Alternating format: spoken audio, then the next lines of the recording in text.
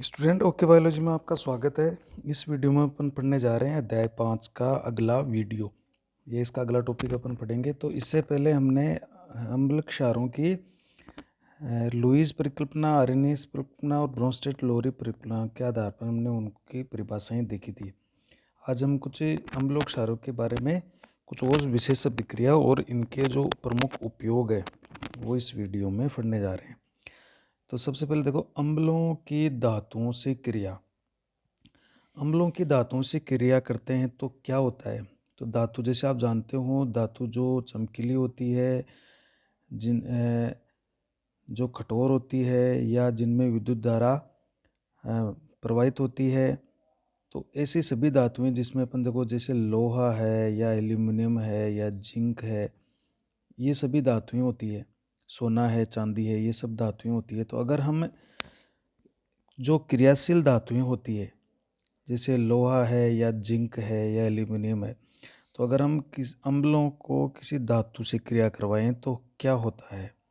तो अम्ल है वो किसी धातु से क्रिया करके लवण बनाएगा और उसमें से गैस उत्पन्न होगी जिसे हम कहेंगे हाइड्रोजन गैस।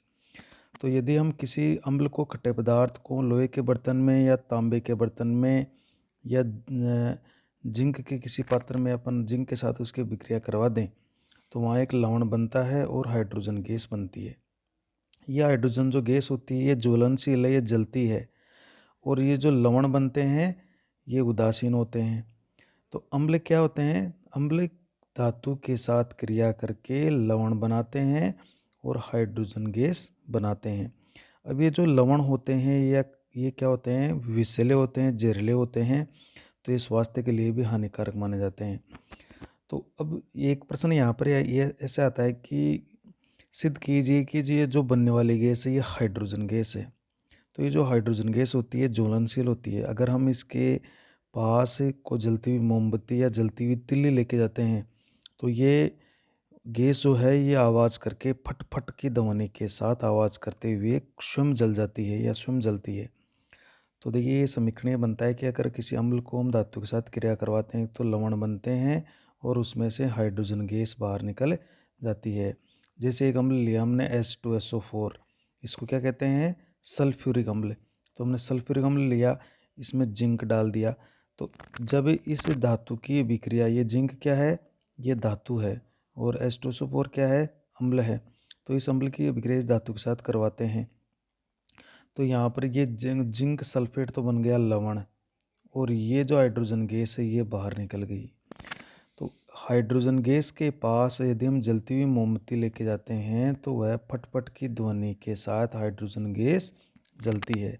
अगर वो फटफट की ध्वनि के साथ जलती है तो ये निश्चित हो जाता है कि हाइड्रोजन गैस ही बन रही है। तो इसका ये सिद्ध हो गया कि अगर हम इसके साथ मोमबत्ती लेके जाएंगे या इसके पास अपन जलती हुई तिल्ली लेके जाएंगे तो ये गैस खुद आवाज़ करते हुए फट फट की ध्वनि के साथ जलने लग जाती है। तो ये निश्चित हो जाता है कि ये बनने वाली गैस है वो हाइड्रोजन गैस है। तो यहाँ से कई बार एक महत्वपूर्ण प्रश्न बनते हैं, दो महत्वपूर्ण प्रश्न बनते हैं यहाँ पर कि अम्लों क्या होता है यदि अम्लों की विक्रिया धातु से करवाती जाए। जैसे मान लीजिए दही है, अब दही के अंदर भी लैक्टिक अम्ल होता है, लैक्टिक अम्ल। अगर इस दही को हम लोहे के बर्तन में रख दें, आपने ध्यान दिया होगा कभी भी हम लोहे के या तांबे के या उनको एल्यूमिनियम के बर्तन में हमें नहीं रखते हैं। तो उसका कारण क्या होता है? या तो अपन स्टील का इस्तेमाल करेंगे बर्तन, या हम मिट्टी का बर्तन इस्तेमाल करेंगे। तो दही जैसे लैक्टिक अम्ल है, इसको लोहे के बर्तन में हमने रख दिया तो यहाँ पर जहरीले हानिकारक लवण बन जाते हैं और वो स्वास्थ्य के लिए हानिकारक हो जाते हैं। तो इस यहाँ से देखो एक प्रश्न बन रहा है। एक तो ये प्रश्न बनता है कि एक यौगिक है X जो H2SO4 अम्ल से क्रिया करता है। एक यौगिक जिसको X मान लिया हमने, ये H2SO4 अम्ल से क्रिया करता है और बुदबुदाहट के साथ इसमें एक गैस वायु उत्पन्न होती है। गैस कौन सी उत्पन्न हो रही है? वायु उत्पन्न होती है। गैस वायु को जलाने पर फटफट की ध्वनि उत्पन्न होती है। इस X और Y का नाम बताइए और अभिक्रिया का समीकरण लिखिए। तो ऐसा प्रश्न कई बार परीक्षा में पूछा जाता है। तो जैसे आपने ऊपर वाला समीकरण देखा था कि यदि हम अम्ल की विक्रिया धातु से करवाते हैं तो लवण बनते हैं और उसके साथ बुदबुदाहट के साथ एक गैस निकलती है जिसको हाइड्रोजन गैस कहते हैं। अब इस गैस के पास अगर जलती हुई तिल्ली लेके जाते हैं, जलती हुई मोमबत्ती लेके जाते हैं, तो वो फट-फट के ध्वनि के साथ जलती है। तो ये प्रश्न आपके इस ऊपर वाले समीकरण से हल हो जाता है। तो आप क्या लिखेंगे, ये एक्स यौगिक तो कौन है, इसको आप इस तरह से लिख सकते हो, जैसे ये जिंक हो गया और किससे विक्रिया हो रही है, H2SO4 से। तो जैसे इसकी विक्रिया होती है तो क्या बनता है, जिंक सल्फेट बनता है और हाइड्रोजन गैस निकलती है। तो ये तो इसका समीकरण हो गया है। जो ऊपर वाला आप एक समीकरण याद रखिएगा। तो इसमें एक्स तो कौन हो गया, एक्स तो हो गया जिंक जो कि धातु है, और वाई कौन हो गया, ये वाई जो गैस है ये हाइड्रोजन गैस है। कौन सी गैस हो गई, हाइड्रोजन गैस। तो ये इस तरह का आंसर हो जाता है। और ये इसका समीकरण हो गया कि जिंक H2SO4 से विक्रिया करता है तो ये लवण बन गया और ये गैस बन गई। तो गैस, ये धातु तो कौन सा हुआ, एक्स, और ये वाई कौन हो गई, हाइड्रोजन गैस। तो इस तरह का प्रश्न परीक्षा में पूछा जाता है। एक प्रश्न और पूछा जाता है इससे संबंधित कि जो खट्टे अम्लीय पदार्थ होते हैं, चाहे वो दही हो, चाहे वो नींबू का रस हो, चाहे वो संतरा का रस हो, तो जो खट्टे अम्लीय पदार्थ होते हैं उनको धातु के बर्तनों में क्यों नहीं रखे जाते हैं, या उनको क्यों नहीं हमें धातु में रखना चाहिए। तो अभी आपको जैसे ऊपर बताया कि खट्टे अम्लीय पदार्थ धातुओं से क्रिया करके जहरीले लवण बना लेते हैं, हानिकारक लवण बना लेते हैं, विषैले लवण बनाते हैं या जहरीले लवण बना लेते हैं जो शरीर के लिए हानिकारक होते हैं। जैसे दही या नींबू के रस को लोहे के या तांबे के बर्तन में हम नहीं रखते हैं। तांबा हो, चाहे वो कांसा हो, चाहे लोहा हो, चाहे वो एल्यूमिनियम हो, ऐसे बर्तनों में हम कभी भी खट्टे पदार्थ को नहीं रखते हैं और कभी भी उनको नहीं रखना चाहिए। क्योंकि इससे क्या होगा, अम्ल है वो धातु से क्रिया करेगा, वहाँ पर लवण बनेंगे जो जहरीले होंगे, हाइड्रोजन गैस भी बनेगी। जो लवण अगर ऐसे दही को या नींबू के रस को अपन खा लें या पी लें तो वो हमारे स्वास्थ्य के लिए हानिकारक होते हैं। तो इसीलिए कहा गया है कि अम्ल को कभी भी धातु के बर्तन में नहीं रखना चाहिए। तो इससे अपन या तो इस्तेमाल करते हैं स्टील का बर्तन, या करते हैं अपन मिट्टी के बने हुए बर्तनों का उपयोग करते हैं। ये तो देखो अम्लों की विक्रिया थी। नेक्स्ट है कि क्षारों के अगर धातुओं से विक्रिया करें तो क्या होता है। अम्ल तो अपन कह रहे हैं, अम्ल तो धातु से क्रिया करते हैं, लवण और हाइड्रोजन गैस बनाते हैं। यदि क्षारों की विक्रिया करवाएं तो क्या होगा। तो देखो सभी धातुएं क्षारों से विक्रिया नहीं करती है और हाइड्रोजन गैस नहीं बनाती है। तो कुछ ही धातुएं ऐसी होती है जो अम्लों से क्रिया करके लवण और हाइड्रोजन गैस बनाती है। कुछ ऐसी धातुएं हैं, और वो भी अम्ल कौन सा होना चाहिए, वो अगर सॉरी यहाँ अम्लों से नहीं, यहाँ पर क्या करो आप, क्षारों। क्षारों, तो कुछ धातुएं ही हैं जो क्षारों से क्रिया करके लवण व हाइड्रोजन गैस बनाती है। और ये क्षार कैसा होना चाहिए, ये जब प्रबल क्षार होगा तभी ये विक्रिया होने वाली है। जैसे कुछ धातुएं हैं, जैसे जिंक और एल्यूमिनियम, एक क्रियाशील धातुएं होती है, तो ये ज़रूर क्रिया कर लेती है क्षारों से और वहाँ पर लवण और हाइड्रोजन गैस बनाती है। बाकी अधिक बहुत सारी ऐसी धातुएं हैं जो क्षारों से क्रिया करके हाइड्रोजन गैस नहीं बनाती है। जैसे ये NaOH एक प्रबल क्षार है और हमने इसके में जिंक के टुकड़े डाल दिए, तो यहाँ से विक्रिया करेगा, एक तो लवण बनेगा Na2ZnO2 और H2 गैस, तो ये गैस तो बाहर निकल गई, एक लवण बन गया सोडियम जिंकेट। Sodium zincate. तो यहाँ पर देखो एक प्रश्न आ सकता है, एक प्रश्न इधर बना लेते हैं। एक प्रश्न आ गया, एक क्वेश्चन बनता है इस पे देखो कि ए है, ए धातु है, वो NaOH से क्रिया करती है और बी बनता है और हाइड्रोजन गैस उत्पन्न होती है। एक वैसा प्रश्न आ गया कि एक ये धातु है जो NaOH से क्रिया करती है, बी इसमें लवण बनता है और हाइड्रोजन गैस निकलती है। तो यहाँ पर ये समीकरण आप ध्यान रखिएगा।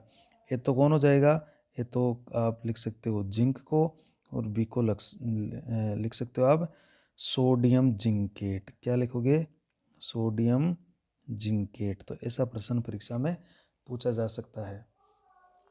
अब आती है, हम कोई धातु का ऑक्साइड ले लें और फिर उसके अम्ल से विक्रिया करवाएं तो क्या होगा। तो धातु का ऑक्साइड ले लें, जैसे मान लीजिए कोई भी धातु है, जैसे हमने एक तो ले लिया, जैसे कॉपर का ऑक्साइड ले लिया, क्यूप्रस ऑक्साइड ले लिया या Fe2O3 ले लिया, यानी जिसके साथ धातु का ऑक्सीजन जुड़ी हुई है, धातु का ऑक्साइड है। ऐसे कुछ हमने यौगिक ले लिए धातु के ऑक्साइड। तो उस अम्लों की उस धातु ऑक्साइड से क्रिया करें तो क्या होगा? ये अम्ल है, ये किसी धातु ऑक्साइड से क्रिया करके लवण बनाएगा और वहाँ पर जल बनेगा, ये याद रखिएगा। तो जब अम्ल धातु के ऑक्साइड से क्रिया करते हैं तो क्या क्या बनाएंगे? लवण और जल बनाएंगे। केवल धातु से क्रिया करेंगे तो लवण और हाइड्रोजन गैस बनेगी, लेकिन ऑक्साइड से करेंगे, धातु के ऑक्साइड से क्रिया करेंगे तो लवण और जल बनते हैं। अतः ये क्षारीय प्रवृत्ति के होते हैं। कौन? ये जो ऑक्साइड होते हैं, धात्विक ऑक्साइड जो होते हैं, धात्विक ऑक्साइड, ये कैसे होते हैं? क्षारीय प्रकृति के होते हैं। क्योंकि जैसे लवण बना तो अम्ल से लवण कब बनेगा? जब अम्ल से क्षार अभिक्रिया करेगा। तो अम्ल से ये धातु ऑक्साइड क्रिया कर रहा है और लवण बना रहा है। इसका मतलब है ये जो धातु ऑक्साइड है इसकी प्रवृत्ति कैसी है? इसकी प्रवृत्ति क्षारीय होती है। तो हम यही कह रहे हैं कि अतः ये जो धातु ऑक्साइड है ये क्षारीय प्रकृति के होते हैं। क्षारीय प्रकृति के होंगे तभी अम्ल से क्रिया करेंगे, तभी क्या बनेगा? अम्ल बनेगा। तो जब अम्ल से ये क्षारीय प्रकृति के धातु ऑक्साइड क्रिया करेंगे तो लवण बनेगा। इस कारण ये धातु ऑक्साइड कैसे होते हैं? क्षारीय प्रकृति के होते हैं। जैसे एक उदाहरण है, ये है क्यूप्रस, आपका क्यूप्रिक ऑक्साइड है ये। तो क्यूप्रिक ऑक्साइड में क्या हो गया, या कॉपर ऑक्साइड भी कह सकते हो आप इसको। तो इसकी विक्रिया हम अम्ल से करवा रहे हैं। ये अम्ल है HCl अम्ल, हाइड्रोक्लोरिक अम्ल। तो ये कॉपर देखो इस क्लोराइड से क्रिया करेगा तो बन गया कॉपर क्लोराइड बन गया, ये तो लवण बन गया और ये हमारा H2O मतलब जल बन गया। तो याद रखिएगा, जब ये एक धातु का ऑक्साइड है जिसकी प्रवृत्ति क्षारीय प्रवृत्ति होती है, ये अम्ल से क्रिया करेगा तो अम्ल और क्षार के बीच में क्रिया होगी तो लवण बनेगा, उदासीन लवण बनेगा और जल बन जाएगा। अगर क्षारों की विक्रिया क्षार धात्विक ऑक्साइड से नहीं करेंगे, ये अधात्विक ऑक्साइड से क्रिया करेंगे। देखो तो क्षार किससे क्रिया करते हैं?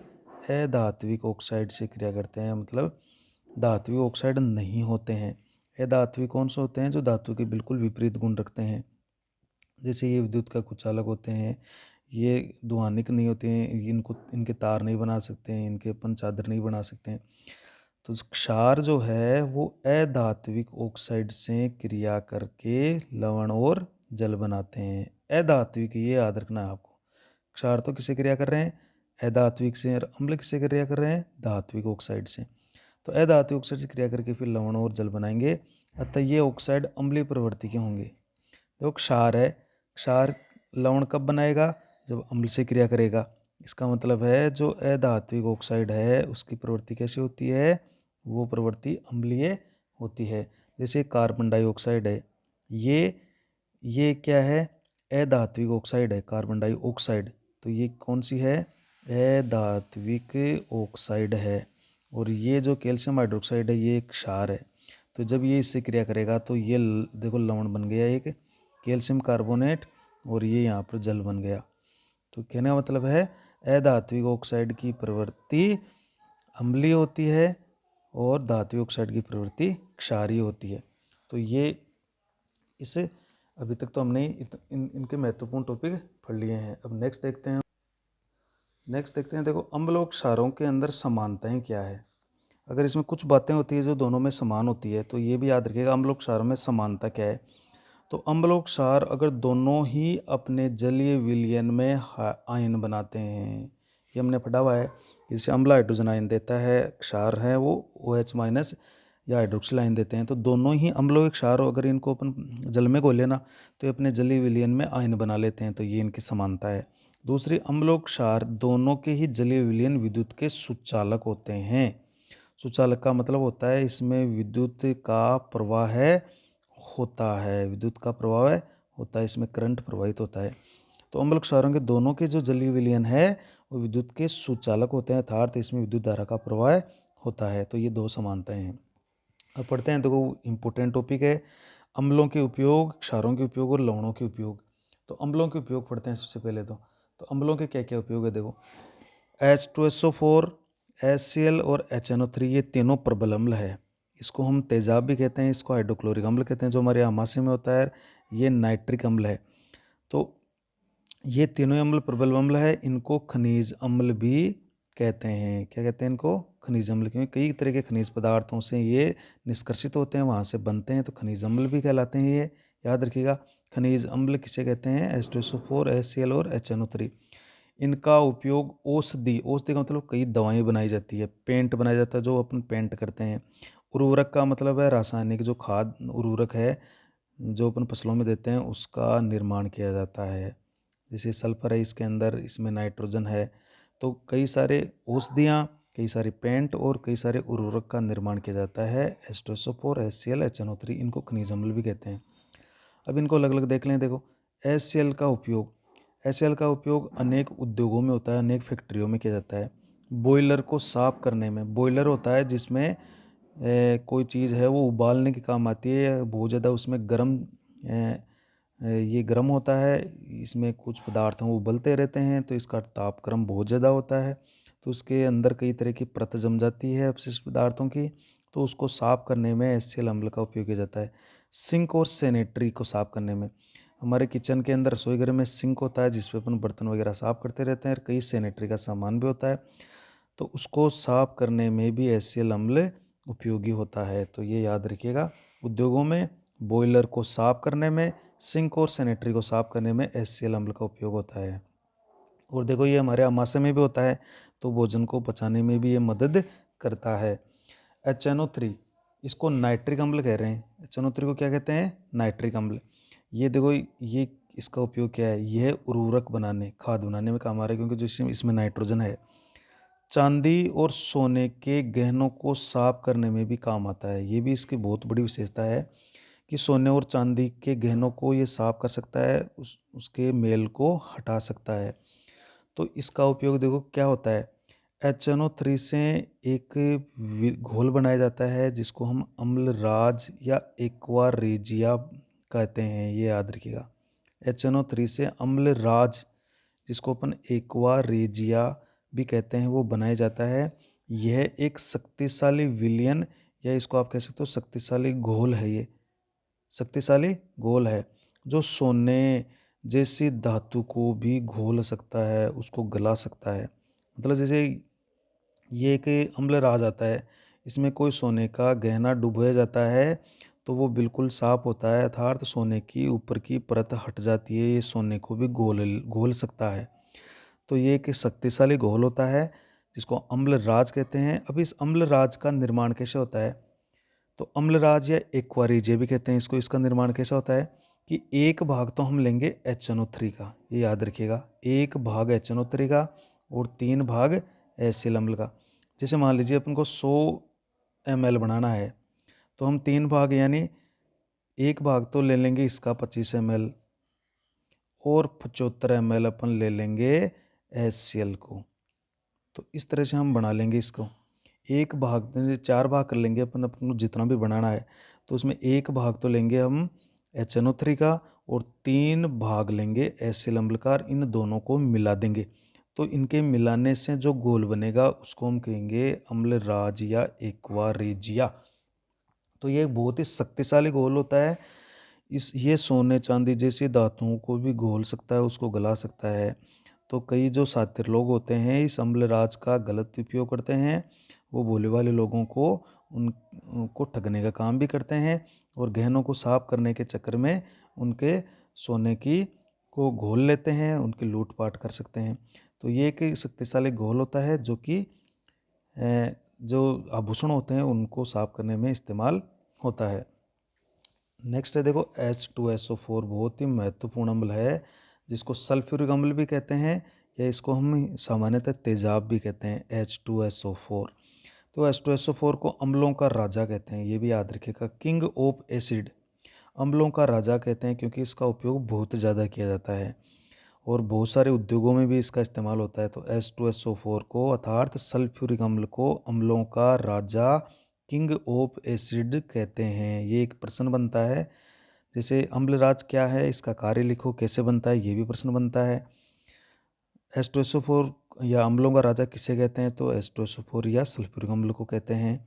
इसका क्या क्या उपयोग है? देखो, इसका उपयोग अनेक उद्योगों में होता है, बहुत सारे उद्योगों में इसका इस्तेमाल होता है। सेल में, जो सेल आती है। कार की जो बैटरी होती है, बड़ी वाली बैटरी, उसके अंदर भरा रहता है ये।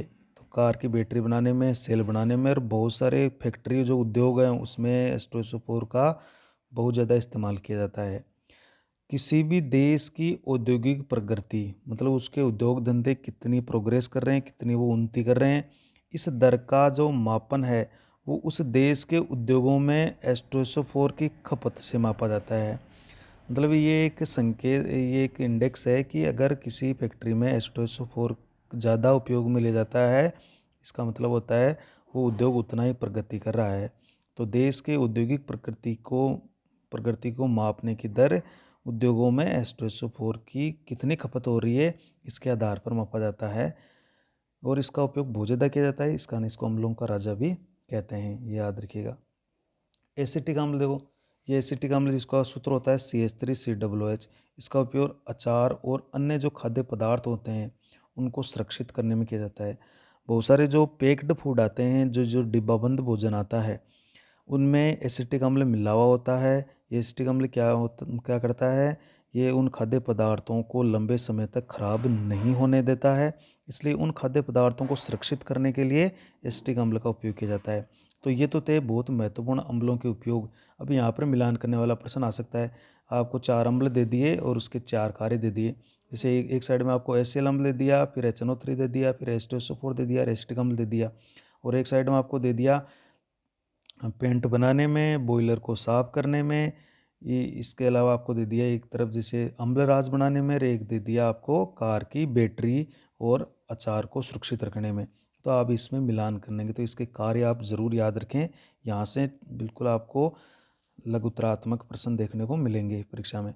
अब आते हैं क्षारों के उपयोग। देखो कुछ महत्वपूर्ण क्षार ले लेते हैं, इनमें से भी कुछ अच्छे प्रश्न बनते हैं। जैसे NaOH है, इसको हम कहते हैं सोडियम हाइड्रोक्साइड, ये एक प्रबल क्षार है। तो सोडियम हाइड्रोक्साइड का उपयोग देखो साबुन बनाने में इसका बहुत इस्तेमाल होता है, क्योंकि साबुन में क्षार होता है। अपमार्जक जो डिटर्जेंट होते हैं, जो पाउडर टाइप आता है जिसे अपन कपड़े धोते हैं, तो साबुन बनाने में, अपमार्जक बनाने में, कागज़ उद्योग में जो कई कागज़ होते हैं उनमें रंग को हटाने में, या उनको लुगदी बनाने में, कागज़ उद्योग में इसे क्षार का उपयोग करेंगे। तो साबुन बनाने में, अपमार्जक बनाने में, कागज़ उद्योग में, और वस्त्रों के उद्योग में जो वस्त्र बनते हैं वहाँ पर भी इसका इस्तेमाल किया जाता है। तो इसके प्रमुख उपयोग हैं सोडियम हाइड्रोक्साइड के। साबुन, अपमार्जक, ये 2 इम्पोर्टेंट है। कागज़ भी महत्वपूर्ण है। ये साबुन, अपमार्जक, कागज़ और वस्त्र उद्योग में सोडियम हाइड्रोक्साइड का बहुत ज़्यादा इस्तेमाल होता है। दूसरा देखो बहुत ही महत्वपूर्ण, कैल्शियम हाइड्रोक्साइड, इसको बोलते हैं अपन CaOH का ऑल्टवाइस या कैल्शियम हाइड्रोक्साइड। तो इस कैल्शियम हाइड्रोक्साइड का उपयोग जो उपयोग होता है वो मिट्टी की अम्लता को दूर करने में। कई बार होता है कि मिट्टी में जब बहुत ज़्यादा पानी भरा रह जाता है या मिट्टी की pH वो कम हो जाती है, तो मिट्टी की pH कम हो जाती है तो वहाँ पर फसल नहीं हो पाती है, फसल या बीज अंकुरित नहीं हो पाते हैं, या फसल है वो बहुत कम हो पाती है। तो उस अम्लता को दूर करने के लिए कैल्शियम हाइड्रोक्साइड को वहाँ पर उस खेत मिट्टी के अंदर डाल दिया जाता है। तो ये क्षार है, तो उस अम्ल से क्रिया करेगा तो मिट्टी की जो अम्लता है वो कम हो जाएगी या वो उदासीन हो जाएगी। तो मिट्टी की अम्लता को दूर करने के लिए इसे जो कैल्शियम हाइड्रोक्साइड है, जिसको हम चूना भी कहते हैं, ये वहाँ पर डाल दिया जाता है। ये सफ़ेदी करने में भी काम आता है। देखो हम जो सफ़ेदी करते हैं जिसको अपन कली करना बोलते हैं, दीवारों पर सफ़ेदी करते हैं उस घोल के पानी की, तो ये उसी का सूत्र है CaOH का ऑल्टवाइस। कैल्शियम हाइड्रोक्साइड से अपन सफ़ेदी भी कर सकते हैं और कीटनाशक भी बना सकते हैं। कीटनाशक, जो कि कई कीटनाशक ऐसे आते हैं जिनके अंदर कैल्शियम हाइड्रोक्साइड होता है, जिससे कीट है वो मर जाते हैं। तो कैल्शियम हाइड्रोक्साइड का इस्तेमाल कीटनाशक बनाने में भी होता है। तो यहाँ पर एक महत्वपूर्ण ये प्रश्न बनता है कि मिट्टी की अम्लता दूर करने के लिए कौन से क्षार का या किस पदार्थ का उपयोग करेंगे। तो यहाँ पर एक प्रश्न बन रहा है, तो इसका उत्तर हो जाएगा कैल्शियम हाइड्रोक्साइड। या सफ़ेदी करने में किसका इस्तेमाल होता है, कैल्शियम हाइड्रोक्साइड। कीटनाशक बनाने में किसका इस्तेमाल होता है, कैल्शियम हाइड्रोक्साइड। तीसरा देखो इसमें क्षार है बहुत ही महत्वपूर्ण, मैग्नीशियम हाइड्रोक्साइड, MgOH का होल ट्वाइस या मैग्नीशियम हाइड्रोक्साइड। तो इसको मिल्क ऑफ मैग्नीशिया भी कहते हैं, ये याद रखिएगा। मिल्क ऑफ मैग्नीशिया क्या है, इसका सूत्र लिखिए। तो मिल्क ऑफ मैग्नीशिया का सूत्र है MgOH का होल ट्वाइस। ये देखो बहुत ही महत्वपूर्ण एक क्षार है। इसका उपयोग देखो, ये पेट की अम्लता, जिसको हम एसिडिटी कहते हैं, कि जब पेट की अम्लता बढ़ जाती है, HCl उसमें बढ़ जाता है, तो पेट में एसिडिटी हो जाती है। तो पेट की एसिडिटी का मतलब है अम्ल ज़्यादा बढ़ गया। अभी इस अम्लता को दूर करने के लिए हमें कोई क्षार चाहिए इसको उदासीन करने के लिए। तो पेट की अम्लता यानी एसिडिटी को दूर करने के लिए एंटासिड के रूप में उपयोगी है। एंटा एसिड का मतलब है एसिड के विपरीत। तो एसिड को जो अम्ल बना है आमाशय में ज़्यादा पेट में, उसको उदासीन करने के लिए हमें कोई पदार्थ लेते हैं, वो होता है मिल्क ऑफ मैग्नीशिया अर्थात MgOH का होल ट्वाइस। तो ये बाज़ार में कई प्रोडक्ट के अंदर ये मिलता है। तो एसिडिटी को दूर करता है, अर्थात ये जो अम्ल बना है ज़्यादा पेट में उसको उदासीन कर देता है। तो पेट की अम्लता को यानी एसिडिटी को दूर करने के लिए एंटासिड के रूप में किसका इस्तेमाल होता है, मिल्क ऑफ मैग्नीशिया अर्थात MgOH का होल ट्वाइस। ये याद रखना आपको। ये पेट की कब्ज़ को भी दूर करने में उपयोगी है। जो अगर पेट में कब्ज़ हो जाती है तो मिल्क ऑफ मैग्नीशिया है, इसको लिया जा सकता है, तो ये कब्ज़ को भी दूर करने में बहुत उपयोगी है। तो इसमें भी बहुत महत्वपूर्ण प्रश्न बन रहे हैं कि यहाँ पर आपको मिलान करने वाला प्रश्न देता है। एक साइड में दे दिया जैसे साबुन और मार्जक, एक साइड में दे दिया आपको मिट्टी की अम्लता, एक साइड में दे दिया आपको एंटासिड। तो एंटासिड के रूप में कौन इस्तेमाल होता है, मिल्क ऑफ मैग्नीशिया। सफ़ेदी और मिट्टी की अम्लता दूर करने के लिए कौन सा इस्तेमाल होता है, कैल्शियम हाइड्रोक्साइड। साबुन और मार्जक बनाने में कौन काम आ रहा है, सोडियम हाइड्रोक्साइड। तो इस तरह का कोई भी प्रश्न परीक्षा में पूछा जा सकता है। और लास्ट अपन ले लेते हैं, आज की वीडियो का लास्ट है, वो है हमारा लवणों के उपयोग। तो लवणों के उपयोग वो ले लेते हैं। देखो, तो ये है हमारे लवणों के उपयोग। तो लवणों के उपयोग में सबसे पहला अपन लवण ले लेते हैं calcium carbonate. The calcium carbonate कहते हैं, इसका सूत्र है CaCO3 और इसका कहते हैं हम कैल्शियम कार्बोनेट। देखो ये संगमरमर के रूप में, हालांकि संगमरमर का सूत्र भी क्या होता है, CaCO3 ही होता है। तो ये संगमरमर के रूप में फर्श बनाते हैं अपन। फर्श में जब संगमरमर लगाते हैं, मार्बल लगाते हैं, तो उसका सूत्र CaCO3 होता है। तो संगमरमर के रूप में फर्श बनाने में इसका इस्तेमाल करते हैं। धातु क्रम में लोहे के निष्कर्षण में, जब भूमि से बहुत सारे खनिज निकलते हैं तो उनमें कई तरह की अशुद्धियाँ होती है, तो उसमें जैसे लोहे का जो खनिज निकालते हैं, उस लोहे को प्राप्त करने में हम कैल्शियम कार्बोनेट का इस्तेमाल करते हैं। और सीमेंट बनाने में कैल्शियम कार्बोनेट के जो पत्थर आते हैं, जिसको अपन चूने का पत्थर भी बोलते हैं, क्या बोलते हैं, चूना का पत्थर। तो इसको पीस कर सीमेंट में मिलाया जाता है। तो सीमेंट बनाने में भी कैल्शियम कार्बोनेट का इस्तेमाल होता है। दूसरा देखो AgNO3, जिसको सिल्वर नाइट्रेट कहते हैं, एक उपयोगी लवण है। AgNO3 या सिल्वर नाइट्रेट फोटोग्राफी में इसका इस्तेमाल होता है। AgNO3 का घोल होता है, तो उस फोटोग्राफी जब फोटो खींची जाती है, जो नेगेटिव होती है उसको स्थायी करने के लिए सिल्वर नाइट्रेट का इस्तेमाल होता है। तो फोटोग्राफी में इसका इस्तेमाल होता है। अमोनियम नाइट्रेट उर्वरक आते हैं, ये अपने भूमि में डाले जाते हैं। ये उर्वरक होते हैं, रासायनिक खाद होते हैं। तो ये भूमि में डालने वाले जो अमोनियम नाइट्रेट उर्वरक होते हैं उनको भी बनाया जाता है इससे, क्योंकि नाइट्रेट है इसके अंदर। और विस्फोटक बनाने में कई विस्फोटक पदार्थ होते हैं, तो उन विस्फोटकों को बनाने में भी AgNO3 का इस्तेमाल किया जाता है। और एक और महत्वपूर्ण लवण पढ़ते हैं अपन, फिटकरी। फिटकरी जो आपने देखी हुई है सभी की, इसका सूत्र आप याद रखेंगे, K2SO4 Al2SO4 का होल थ्राइस और 24H2O। इसमें 24 अणु क्रिस्टलन जल के होते हैं। तो क्रिस्टलन जल भी हमने पढ़ा था कि ऐसा कोई पदार्थ जिसके इकाई सूत्र में कितने जल के अणु पाए जा रहे हैं, उन जल के अणुओं की संख्या को क्रिस्टलन जल कह रहे हैं। तो इसमें कितने जल के अणु हैं, 24 जल के अणु है। और इसका सूत्र याद रखिएगा फिटकरी का, K2SO4 Al2SO4 का होल थ्राइस होल 3 और 24H2O। तो फिटकरी का उपयोग अपन फिटकरी को अगर पानी में डाल देना, तो इससे पानी है वो शुद्ध हो जाता है, इसमें जो रोगाणु होते हैं वो नष्ट हो जाते हैं। तो जल के शुद्धिकरण में हम फिटकरी का इस्तेमाल करते हैं। तो ये प्रमुख उपयोग थे। नेक्स्ट वीडियो में हम महत्वपूर्ण टॉपिक पढ़ेंगे pH स्केल, और इससे संबंधित कुछ उपयोगी इसके जो उपयोग हैं वो पढ़ेंगे।